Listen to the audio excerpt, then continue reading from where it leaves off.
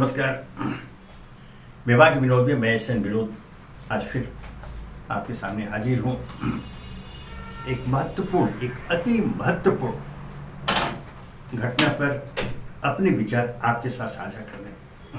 जी हाँ, विगत कल शुक्रवार को सुप्रीम कोर्ट ने एक याचिका पर सुनवाई करते हुए जो टिप्पणी की है उससे पूरा देश विचलित है, समाज का हर वर्ग विचलित है और वो जानना चाहता है कि 21वीं सदी के भारत में आखिर ऐसा क्यों हो रहा है और हमारे शासक प्रशासक क्या कर रहे हैं। जी हाँ, एक संप्रदाय विशेष, एक धर्म विशेष के लोगों के खिलाफ कार्रवाई करने और उन्हें आतंकित करने संबंधी रोक पर याचिका दायर की गई, जिस पर सुप्रीम कोर्ट कल सुनवाई कर रहा था। उस सुनवाई के दौरान सुप्रीम कोर्ट के जजों ने, उनके जो खंडपीठ के जो जज थे, आदरणीय न्यायमूर्तियों ने जो टिप्पणी की उससे सच पूछिए तो हर संप्रदाय के लोगों का सिर शर्म से झुक जाता है। हमारा देश जब 21वीं सदी में चलते हुए आज पूरे विश्व के लिए चुनौती बन रहा है, हर क्षेत्र में आशातीत सफलता के साथ हम विकास मार्ग पर अग्रसर हैं, वो वैसे में अगर देश के सर्वोच्च न्यायालय से टिप्पणी आए कि आखिर इस देश को हो क्या गया है, हम कहां से कहां पहुंच गए हैं, घृणा का माहौल देश पर हावी हो गया है, हमने ईश्वर को अत्यंत ही छोटा बना दिया है। यह टिप्पणी है सर्वोच्च न्यायालय के एक बेंच की, और उन्होंने स्पष्ट, मैं बता दूं, इसमें जो संबंधित राज्य है याचिका में, दिल्ली, उत्तराखंड, उत्तर प्रदेश की राज्य सरकारों को सुप्रीम कोर्ट ने स्पष्ट निर्देश दिया कि ऐसे मामलों में पुलिस या सरकार औपचारिक शिकायत की प्रतीक्षा नहीं करे, वह स्वतः संज्ञान लेते हुए इस तरह के बयान देने वालों जो समाज को विभाजित करते हैं, धर्म के आधार पर, संप्रदाय के आधार पर घृणा का माहौल पैदा कर रहे हैं, नफरत पैदा कर रहे हैं, ऐसे तत्वों के खिलाफ तत्काल कार्रवाई हो। ध्यान रहे, यह सुप्रीम कोर्ट का आदेश अपने आप में ऐतिहासिक है। उसे दो टूक कहा कि जिला प्रशासन, पुलिस प्रशासन किसी औपचारिक शिकायत की प्रतीक्षा नहीं करे, स्वतः संज्ञान ले ऐसे लोगों के खिलाफ। इससे यह पता लगता है कि हम कहां से कहां सचमुच बच गए। ये तो सुप्रीम कोर्ट की जिज्ञासा है कि हम धर्म के नाम पर कहां से कहां पहुंच गए हैं, 21वीं सदी में क्या हो रहा है। लेकिन यह एक वास्तविकता है कि हाल के दिनों में यह टिप्पणी बड़ी दुखद है, लेकिन एक कड़वा सच है, इसलिए बताना पड़ेगा। चूंकि आज के दिनों में हमारी बिरादरी के सदस्य, अर्थात हमारे मीडिया के सदस्य, बहुत सारी सच्चाइयों पर पर्दा डाल देते हैं। आम लोगों के पास वो घटनाएं, वो सूचनाएं, वो जानकारियां पहुंच नहीं पाती हैं। ऐसे में यह बताना आवश्यक होता है। यह आवश्यक है चूंकि सुप्रीम कोर्ट ने अब इसका संज्ञान लिया है और निर्देश दिया है। बल्कि इस निर्देश में एक बात और बता दूं, उन्होंने जो राज्य सरकारों, दिल्ली, यूपी, उत्तराखंड के राज्य सरकारों के पुलिस को, प्रशासन को निर्देश दिया है, उसमें यह भी स्पष्ट कहा है कि अगर कार्रवाई नहीं की गई और इसके नहीं की जाती है तो यह अदालत की अवमानना माना जाएगा। ध्यान रखें। ऐसे में एक बार फिर से यह सोचने को मजबूर होना पड़ा कि जिस कथित हेट स्पीच की बात, घृणात्मक भाषण की बात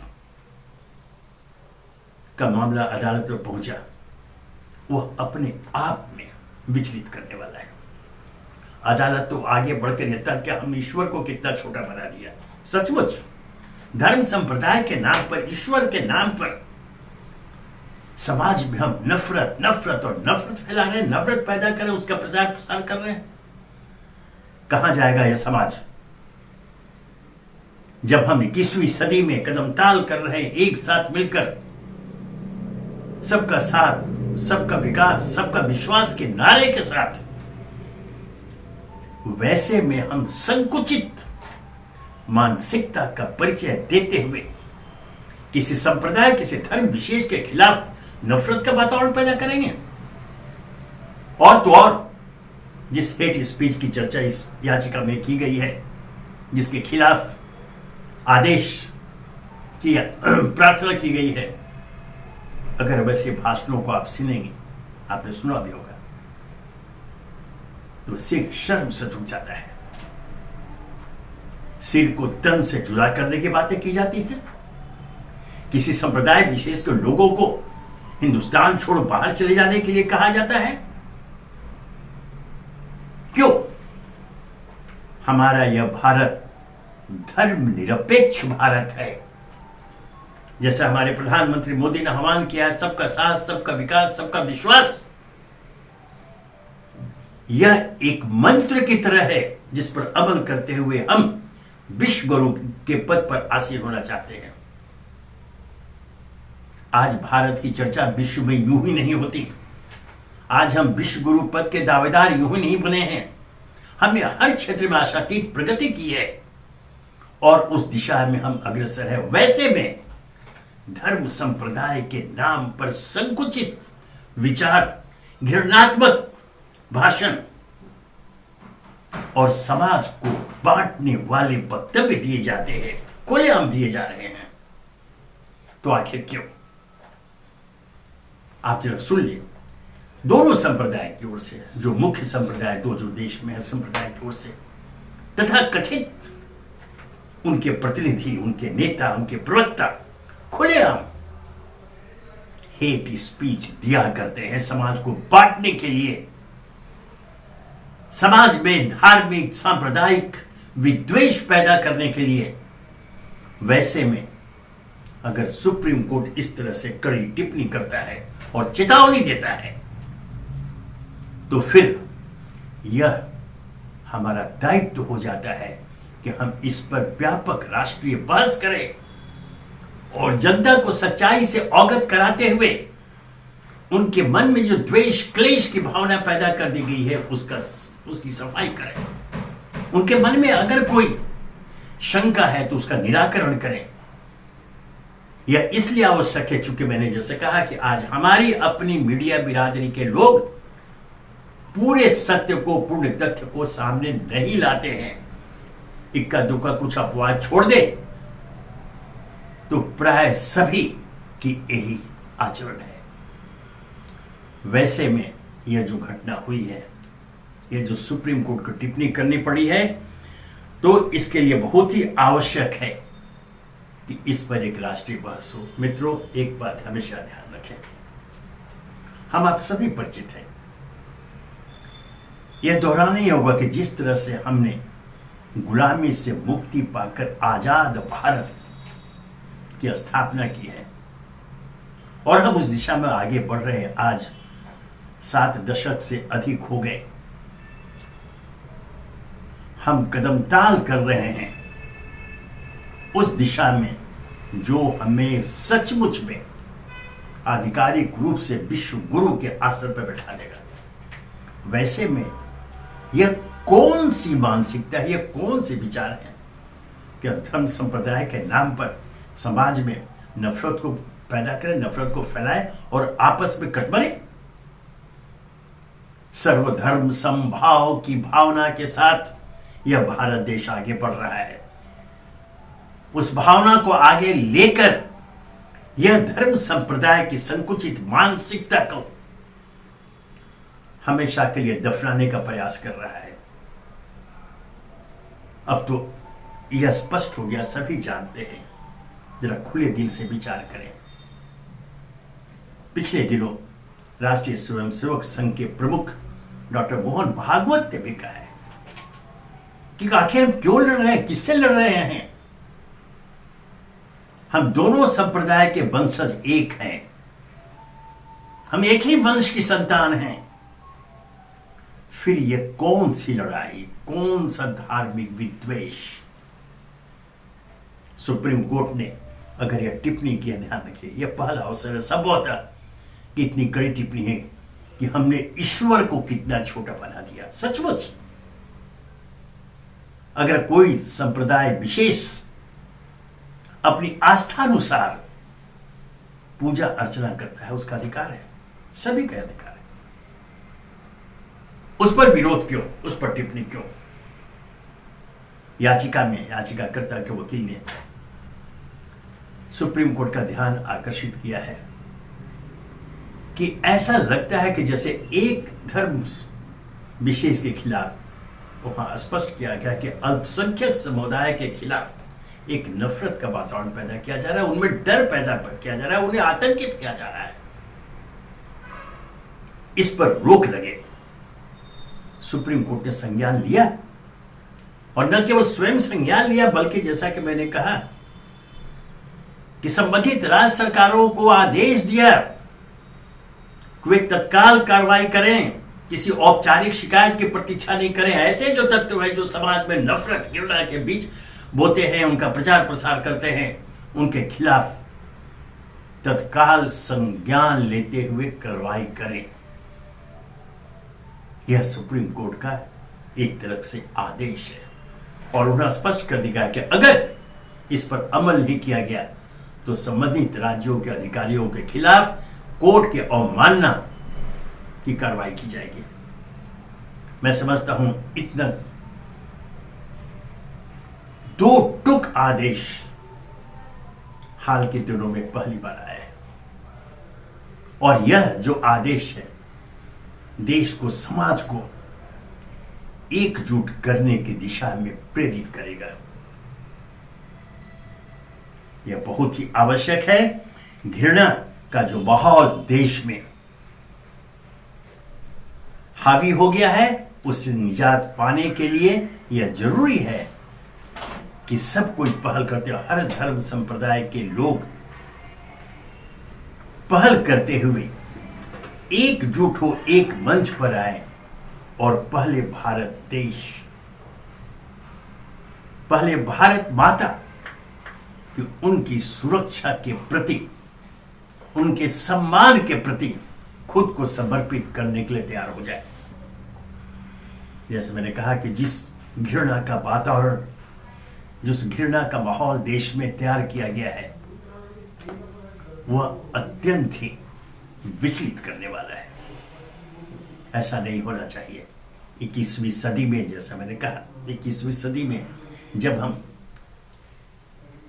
विकास के मार्ग पर जिस गति से, जिस तेज गति से आगे बढ़ रहे हैं, आने वाले दिनों में, हाल के दिनों में ही ज्यादा प्रतीक्षा नहीं करनी पड़ेगी जब हम विकासशील देशों की श्रेणी से आगे छलांग लगाते हुए विकसित देशों की श्रेणी में खुद को शामिल कर लेंगे।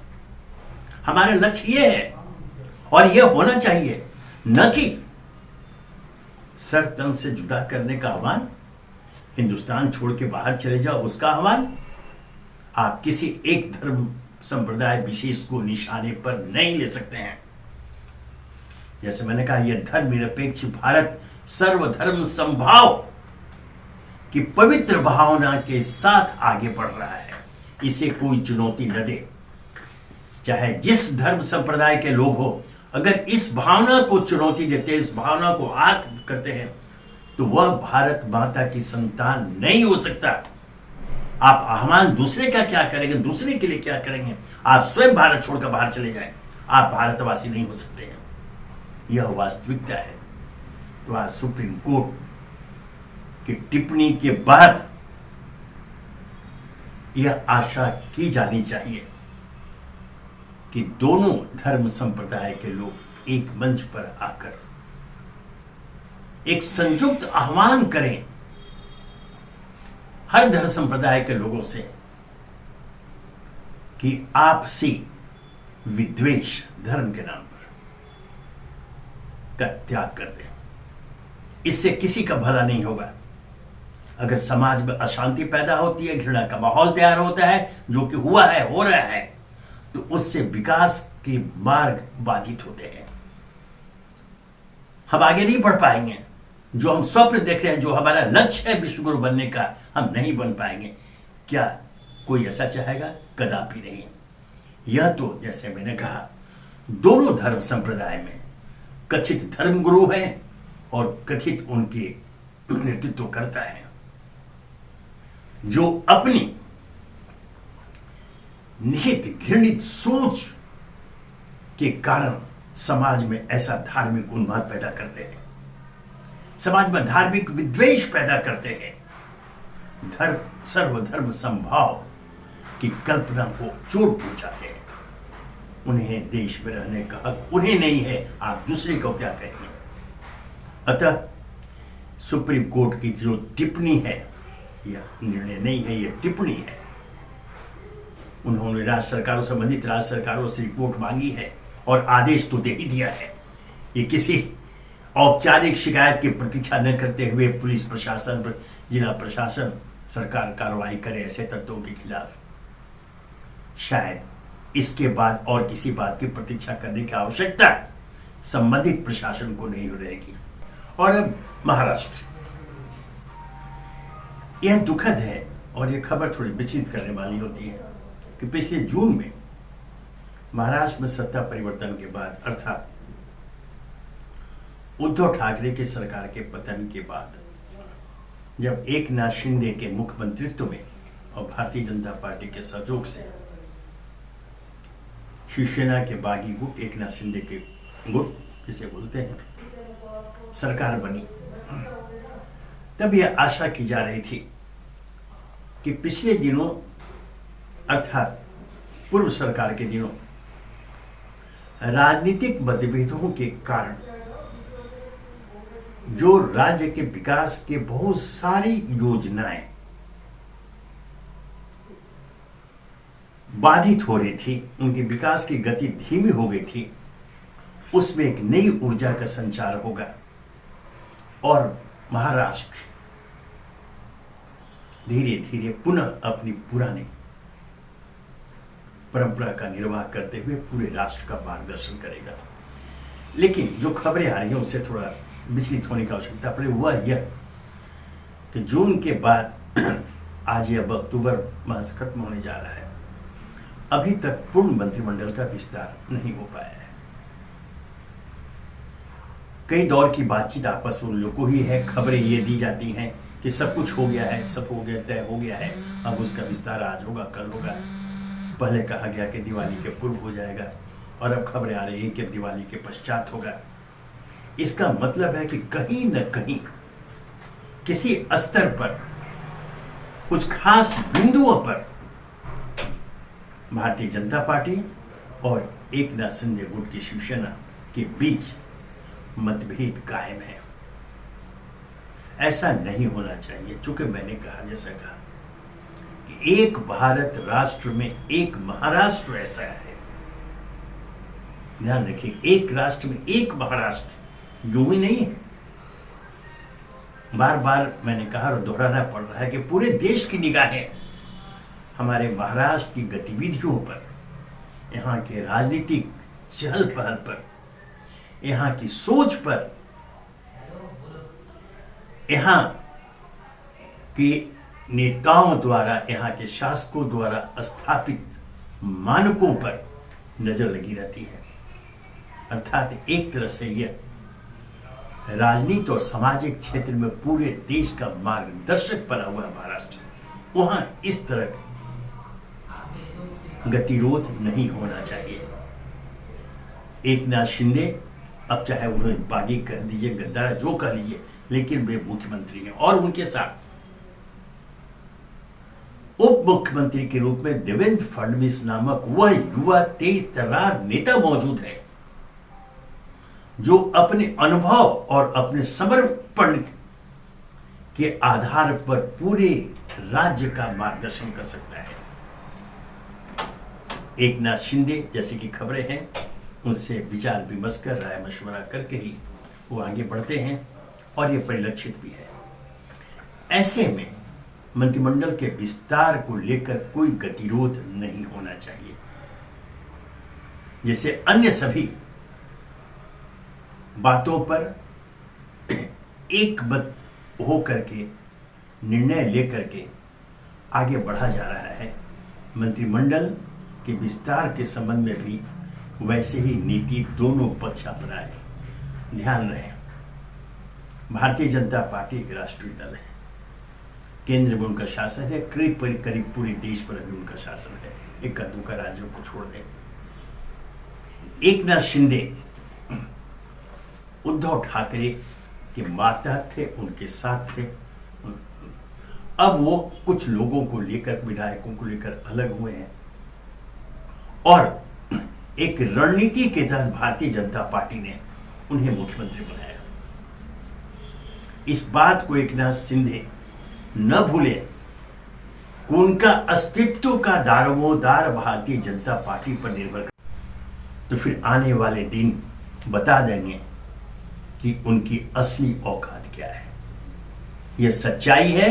इस सच्चाई के आलोक में एकनाथ शिंदे को चाहिए कि भारतीय जनता पार्टी को विश्वास में लेकर, और जिस प्रकार भारतीय जनता पार्टी ने उन पर विश्वास किया, उन्हें मुख्यमंत्री पद दिया कम विधायकों के बावजूद, यह छोटी मोटी बात नहीं है। यह भारतीय जनता पार्टी ने अपनी तरफ से कुर्बानी दी है। देवेंद्र फडणवीस जो मुख्यमंत्री रहे हुए 5 साल तक सफलतापूर्वक राज्य का शासन चलाया, आज उनके मातहत तो उप मुख्यमंत्री है। ध्यान रखें, इतनी बड़ी कुर्बानी कोई पार्टी, राष्ट्रीय पार्टी नहीं देती है जिसकी केंद्र में सरकार हो। और जैसे मैंने कहा, इक्का दुक्का राज्यों को छोड़ दे तो पूरे देश पर उनका शासन है। उन्होंने अपने पांव खींचते हुए अपने को दूसरे दर्जे पर लाया, आपको प्रथम दर्जे पर बैठाया है। एकनाथ शिंदे इस सत्य से अच्छी तरह वाकिफ है और ऐसा लगता है जो उनके कार्यप्रणाली है, जिस तरह से काम कर रहे हैं, उसमें कोई दिक्कत भी नहीं है, वो मिलकर काम कर रहे हैं। लेकिन मंत्रिमंडल विस्तार में विलंब के कारण जो संकेत जा रहा है, समाज में जो संदेह प्रकट किया जा रहा है, उसका निराकरण करने के लिए आवश्यक है कि तत्काल मंत्रिमंडल का विस्तार करें, तत्काल विभागों का बंटवारा करें, ताकि राज्य प्रशासन सुचारू रूप से चल सके।